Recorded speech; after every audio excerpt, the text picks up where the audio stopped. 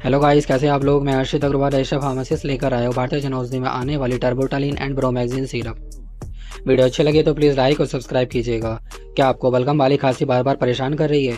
यह है टर्बोटालिन और ब्रोमैक्सिन सिरप, जो मार्केट में ब्रोजेटक्स के नेम से ज़्यादातर देखने को मिलती है। आज हम बात करते हैं इस सिरप के बारे में। ये सिरप लंग्स से, विंड पाइप से और नोज से बलगम को थिन कर देती है, जिसकी वजह से बलगम आसानी से बाहर निकल जाता है। इसके कुछ कॉमन साइड इफ़ेक्ट हैं, जैसे पसीना ज़्यादा आना, हेडेक होना, एब्डोमिनल पेन होना या फिर चक्कर आना। अगर आप ड्रिंक करते हैं या फिर स्लीपिंग पिल्स लेते हैं तो इस सिरप को ना लें। बात करते हैं इसके प्राइस की, तो मार्केट में इसका प्राइस काफ़ी हाई होता है, लेकिन जनौषधि केंद्र पर यह मेडिसिन मार्केट से बहुत सस्ती मिल जाएगी।